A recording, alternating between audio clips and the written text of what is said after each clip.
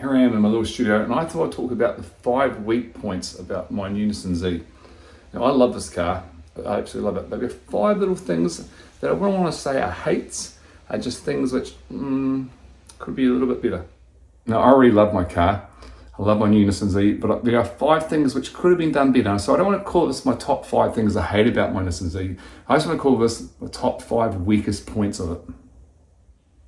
So here we go, the top weakest parts of my Nissan Z.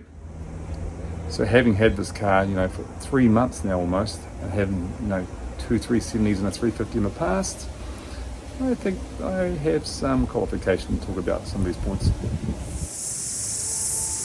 Number 1 of my list of least favourite things about the weak points about this new Z are the tyres. The tyres, the Bridgestone Potenzas, the 370 had those as well, but they're a different make, different model, and the 370 ones are far superior.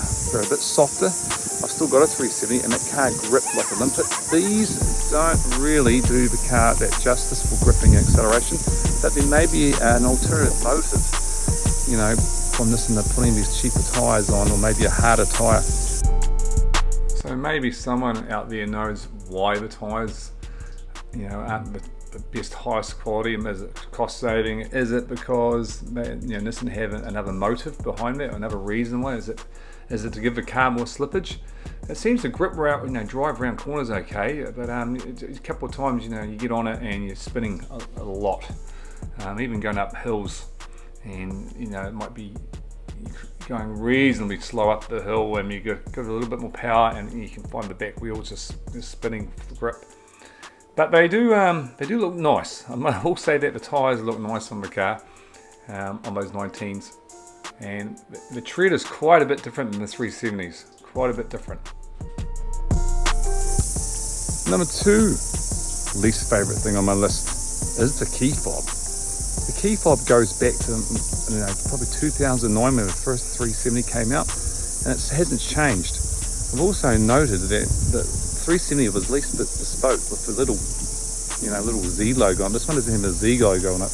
Not that's a big deal, but I've seen a lot of Nissan products coming out with brand new key fobs, so maybe a missed opportunity there with Nissan. So here we've got the 2 car key fobs next door to each other. Here's the old 370 key with actual outgoing Z design and the new one, and maybe it's because of microchips, they weren't quite ready when we got the car. But I know even the new Qashqai and other Nissan products all have new key fobs. Number 3 on the weakest parts of this new Nissan Z, and that is no wireless Apple CarPlay. Now my car's a New Zealand spec, and I believe the New Zealand and Australian spec cars never came with that option, and it's a real pain having to pull that cable out. I wish I had wireless CarPlay, because I do like using Apple CarPlay quite a lot. So that goes at number 3 on my weakest parts of the new Nissan Z. I know, first world problem, but it is a pain to have to dig into the cable. I like to be wireless as much as I can. Apple, have gone so wireless in all the technology, and this car, and I've got a 2018 Volkswagen with wireless Apple CarPlay and wireless charging, so it's a bit of a shame. I think New Zealand spec came that way. I was surprised, because I think maybe in the USA and other markets you don't have to find a USB or USB-C. It does charge quite quickly, I noticed, when I have my phone in, so that's quite a good thing. It does charge quicker than my other car, so that's quite a good point. Number 4 on my list for the weakest parts of the new Nissan Z is there's no wireless charging. Now it's 2023 and you'd think a car would have wireless charging. My other car, which is a Volkswagen product, does actually have wireless charging, and it's handy. And not having to pull that cable out is a real benefit. Now I hate having wires everywhere, so that goes at number 4 on the top 5 weakest parts. So right there you have a great spot where you could have put a wireless phone charging, but maybe they ran out of microchips.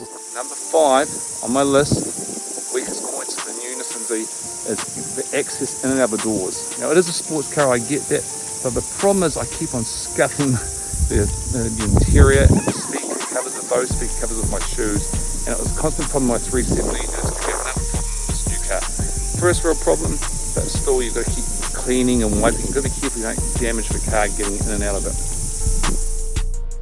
This probably comes across being a little bit precious, but it was the same problem I had in my 370 because the door panel was very, very identical. And you know, you take your car to get serviced or someone else comes in, it's easy to get scuff marks, and I've actually had the car damaged by someone at a dealership. So it is a bit of a pain. You constantly got to keep wiping it, and I find I do it almost on a daily basis. So there we have it, my top 5 weak points of the 2023 Nissan Z or Nissan Z, depending where you come from. We say Z. You guys probably in the Northern Hemisphere say Z in America. But yeah, I hope you enjoyed the video. Please check me out on Spotify and Apple Music and all the streaming platforms if you like rock and shred guitar.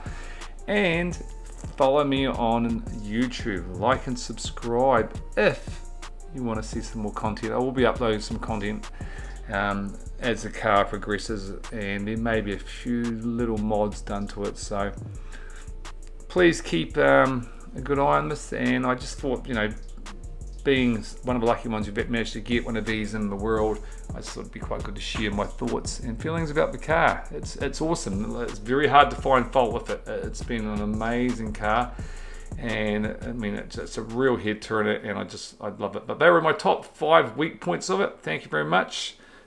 Chris out.